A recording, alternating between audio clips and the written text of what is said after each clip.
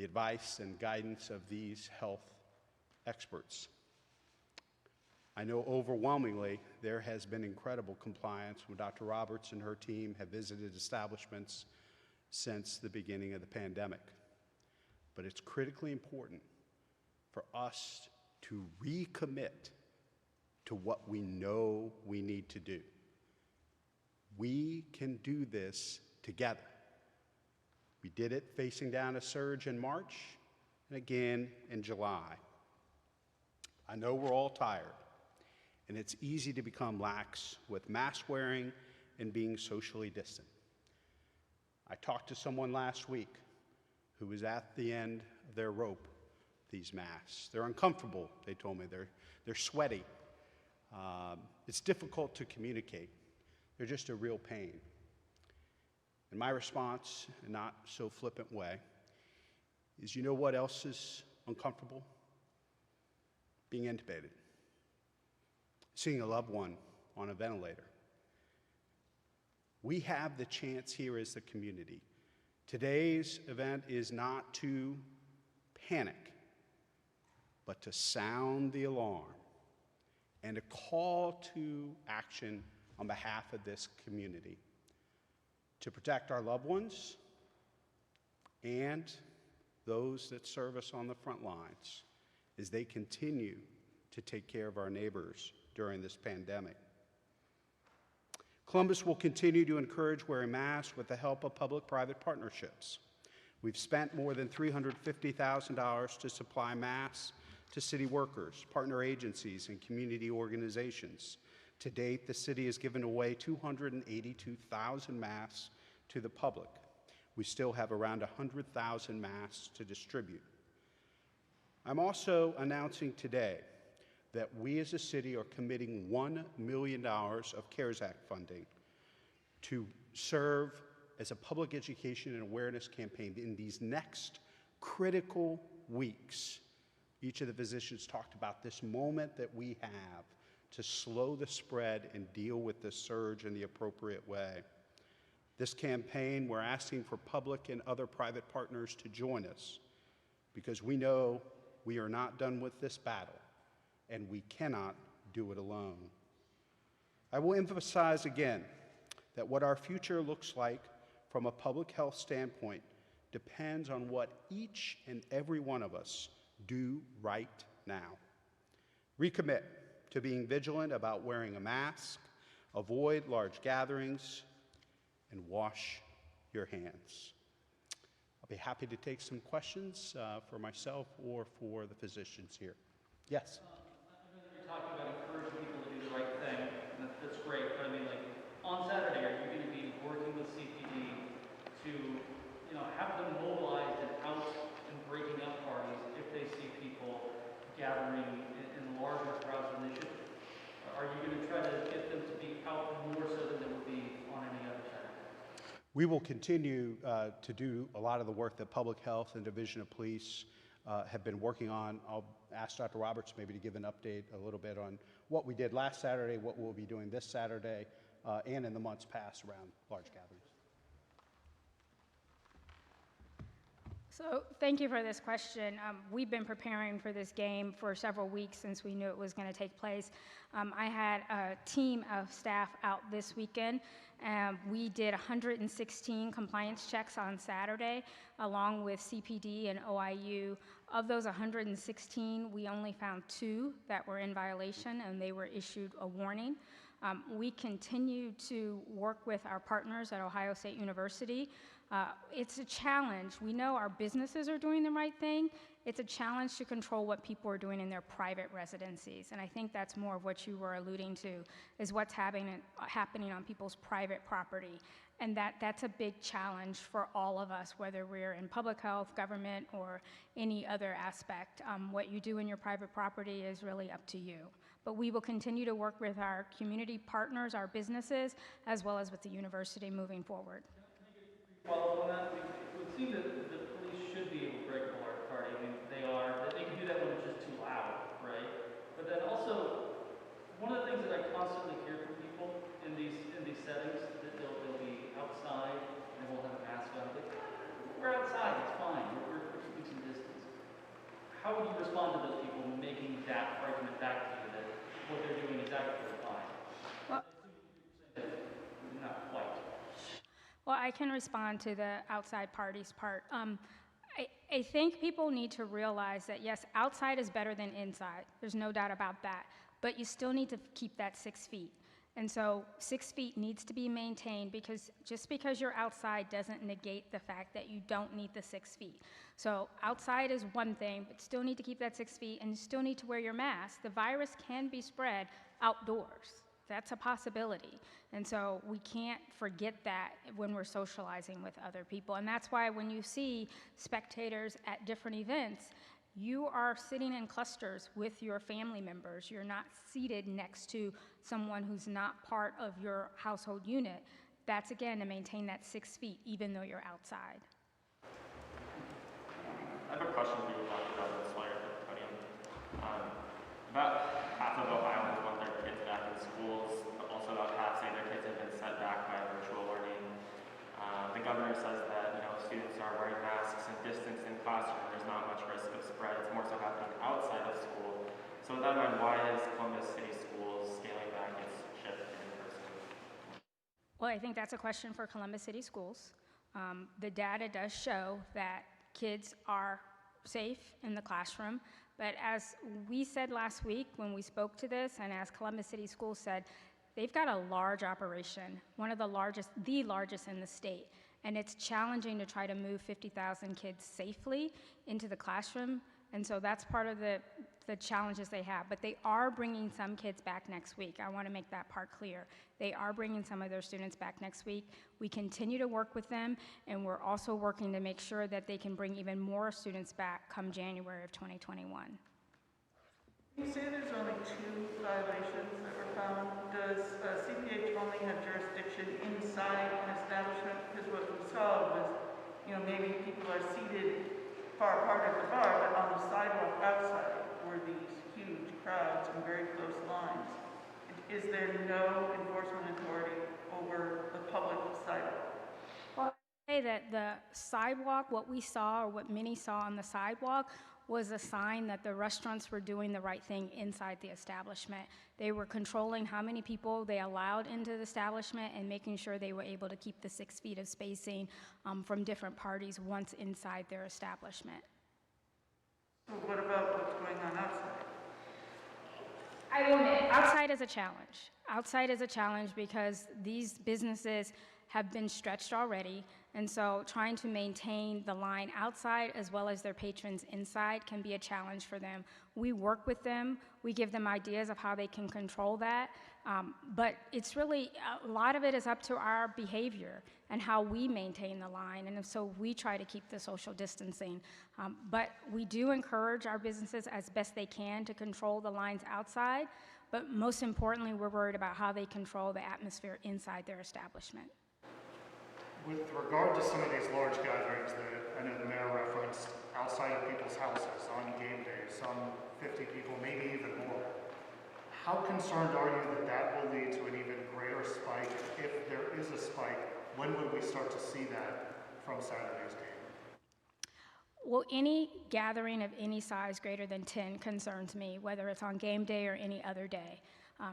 Some of the pictures I saw over this weekend, I'm very concerned, and I would anticipate that if it leads to more cases, we would start to see that increase in the next 5 to 7 days from now, or from Saturday.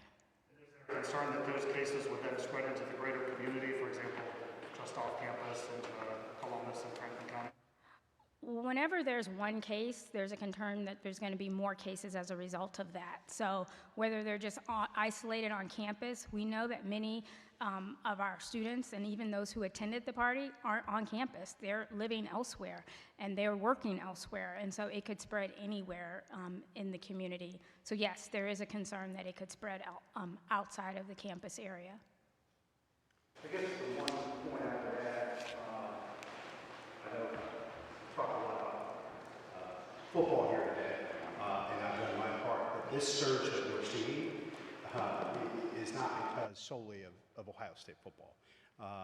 And so, we have to recommit to how we need to live with this pandemic and the precautions we need to take, whether or not it's football games or, how we interact with our colleagues, and our neighbors in the community.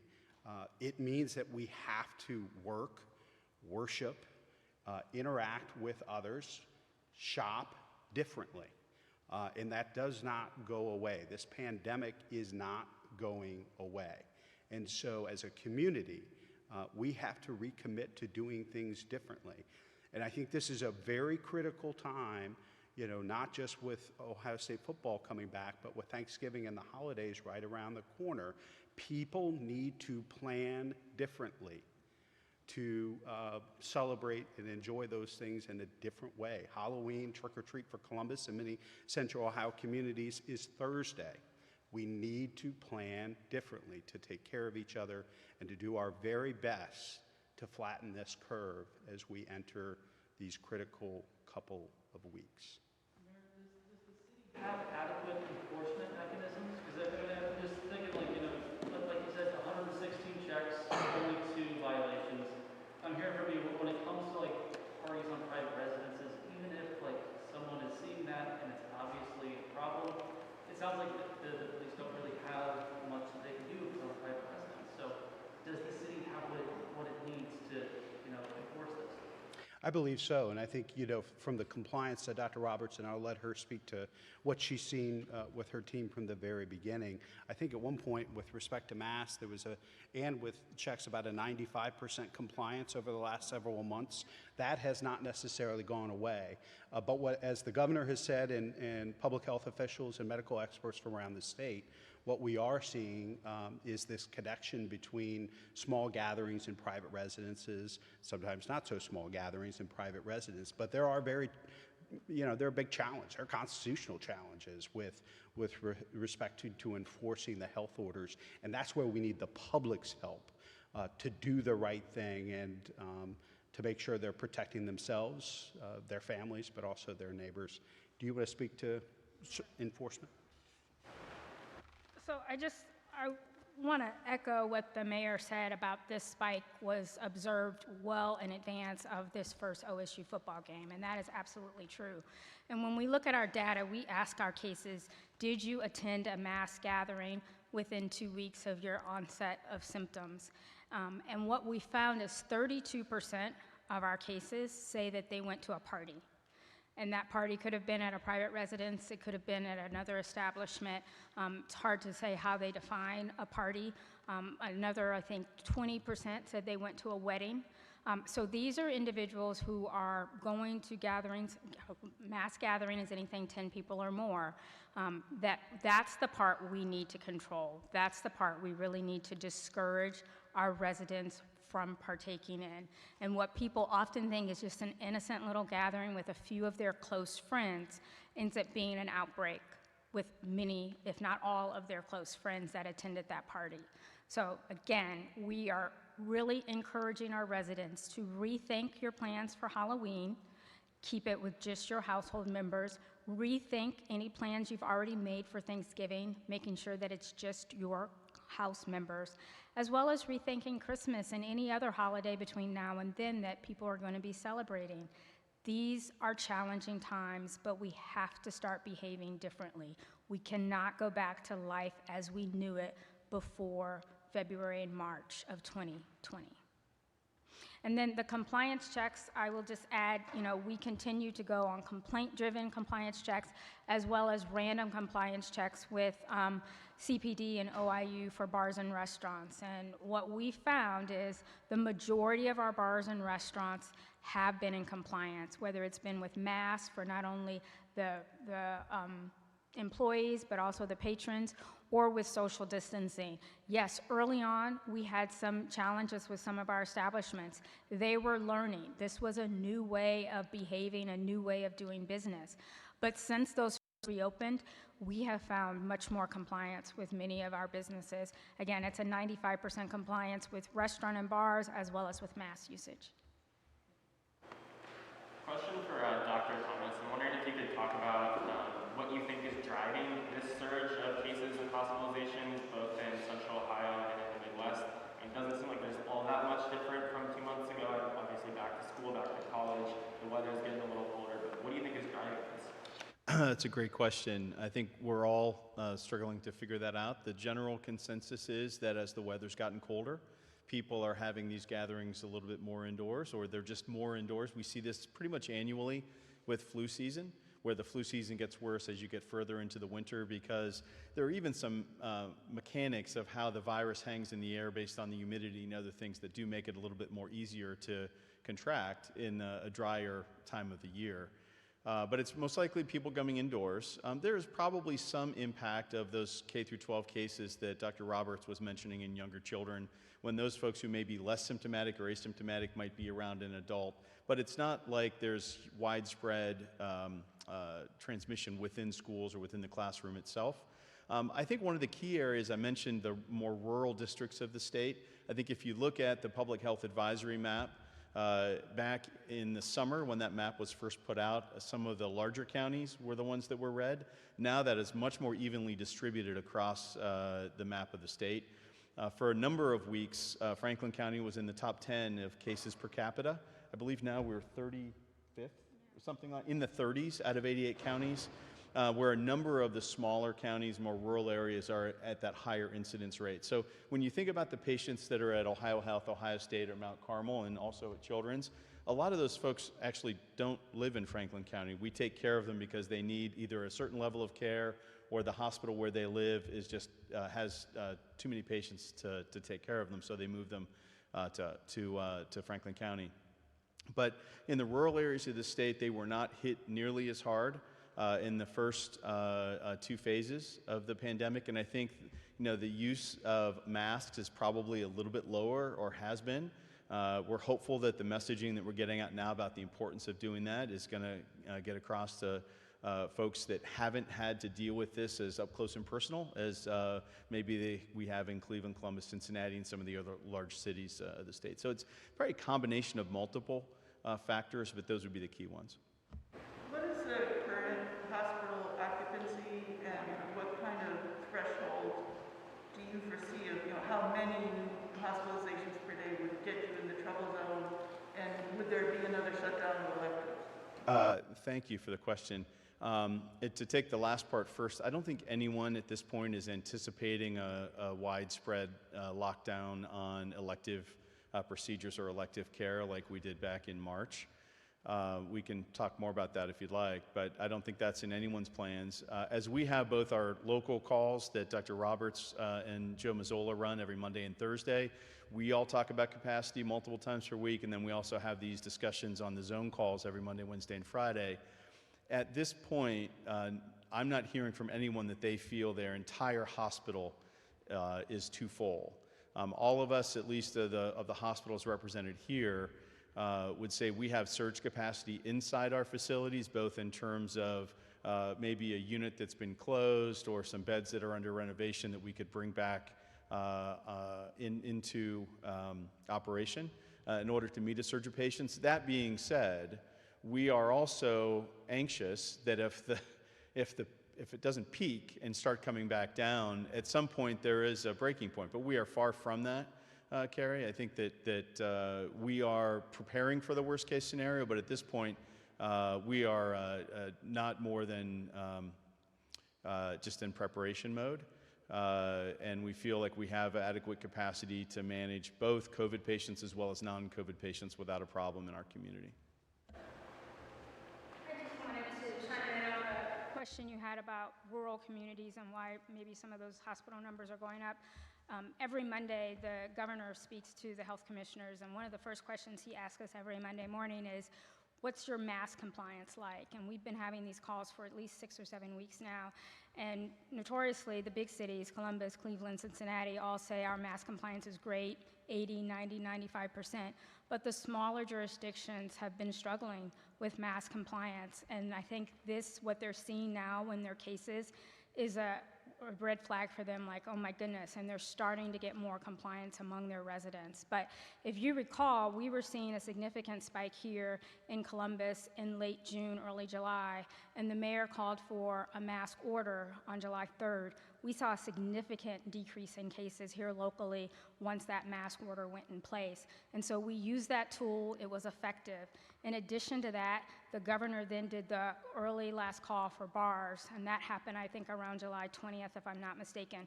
We saw a 37% reduction in cases here in Franklin County about 2 weeks after that took place. And if we looked at just the ages of 20 to 29%, we saw a 20 to 29 years of age, we saw a 50% reduction. So we've used those tools, and those have been very effective for us here. We're kind of out of tools now, and we're really calling on our residents. Now it's your turn to step up, because we don't have very many interventions left in the toolbox. With cases spiking and potentially with more cases at Ohio State, potentially from some of these parties or tailgating, could it impact if the Buckeyes are able to continue to play football? Is there any rules as far as the Big Ten, just kind of going forward? So the way the Big Ten has currently put their guidance out, they're primarily just looking at the positivity rate of the team and of the campus.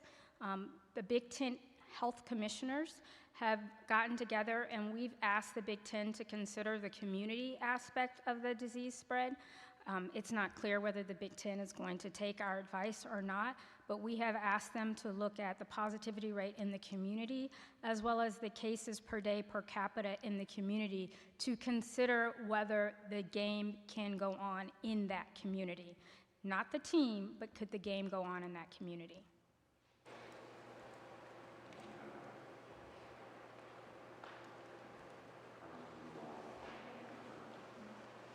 Thanks, everybody. Thanks, you guys. Thanks, Nick. Speak for all of us. Thanks, you guys. Yeah, thank you.